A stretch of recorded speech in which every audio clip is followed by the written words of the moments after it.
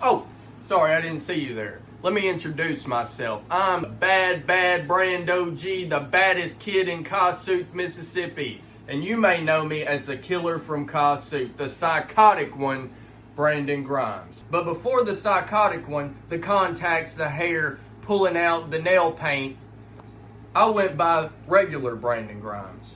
And today, it's going to be our first dive, our first video on Grindin with Grimes. I'm going to take you to the very first match that I had in Pocahontas, Tennessee at SPWA.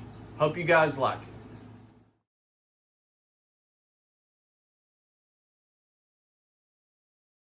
This is January 22nd, 2021. 2021. This was the, imagine, one of the worst times in history. well, yeah, but just trying to say, I guess one of your first matches, I guess. One of the first, man. One of your first matches, like right there. Well, see, I started out as a referee. I was about to say, do you remember how long before this is when you like officially started? Maybe one or two matches. Yeah, it wasn't much. I was doing. I was working under a hood. Say I had to get my pop there, show him how it was done. But no, I was working under a hood, and I was a ref, and I even worked concession stands. Paying your dues. Paying my dues, man. Hot dog and a handshake.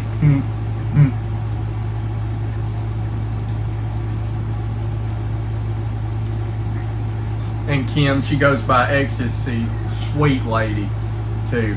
And in this match, she just had a little bit too much of MJ pushing her around. So we're gonna see what happens here. Young kid from Kossuth trying to get the people behind him. That's how you do it. That's how you get the crowd behind you. I don't know what I was wearing. I don't know what the haircut was for either, but you know, this is before I found myself. So, and got more comfortable in the ring too. So, but my dad was a pro wrestler, did all kinds of stuff through the Mid-South with Jerry Lawler, to name a few. Was trained by Jeff Jarrett and worked the Moondogs, one of his first matches in Fenger, Tennessee, actually. So I felt like I had a lot to prove for him. So I was super nervous. MJ carrying around. He would be more of the vet here. So, few elbows. Push him off. Boom. Oh, Close that cell, man. You nail it. I appreciate that. It used to knock the breath out of me. Now I've kind of gotten a little bit. I was about to say, I bet it don't feel good, but it looks good how you do it. Nice drop kick. Appreciate you. He's just manhandling me. That was a little grapple. That grapple looked a little rough, but that looks better. That German looks better. No. Tried to go. What I was trying to do was a split-legged bulldog suplex, but I didn't quite get all of it. So shades to RVD. He's the man.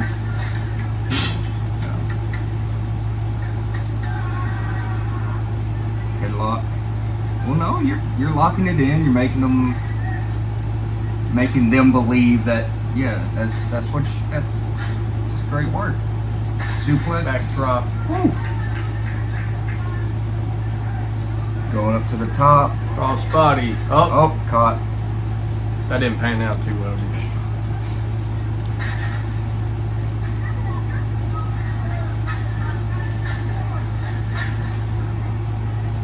Saw what y'all were going. 2 pounds. That was a good pounce. It's limited because it's a small indie show.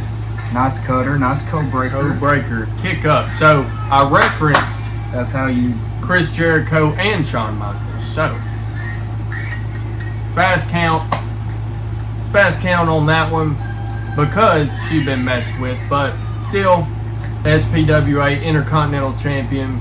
First match. How'd I do? That was pretty good. Not bad at all for not your first match, but like it was very early on in your career. Not bad at all. You said he was saying he was green. I think he was doing pretty good. Oh yeah, no, he was 10. MJ was 10 steps over me. Y'all both nailed that clothesline. He nailed it, and then you sold it well, really well. And I just got that kind of from like TNA. Some of the Impact guys, how they would just do all these crazy sails and bumps, but there's a time to do the crazy sails, and then there's a time to kind of leave a clothesline to just a flush clothesline. So I think we made chicken salad out of chicken shit. What do you think? I think we did. Anyway, yeah, it was a pretty good match, especially for early on in your career. Oh yeah. There may have been 35 people there, so Yeah. but still, coming out to some music, feeling like somebody, and trying to honor my dad was really what I was trying to go for there. And just guess it's indescribable unless you're doing it. Oh yeah. Yes. Man, and like all the pain, there's so much adrenaline going through your veins Mhm. and stuff Yeah. that once you're out there, it actually takes me hours to calm down after any show still. But I was always told, if you don't have the butterflies, get out. If you're not nervous, if you're not, and I'll go back and watch my matches. Go back and try to learn from them, study them, but don't let that define you. Always try to give them something new. So. Like, looking back on this match that we had, it's crazy to say it's almost 6 years ago. And the way that we, back then, I would say the thought process that we had back then was like, oh, this dude, we're going to get the point over that I'm a bully and then keep it moving and like just do a bunch of moves, get our stuff in.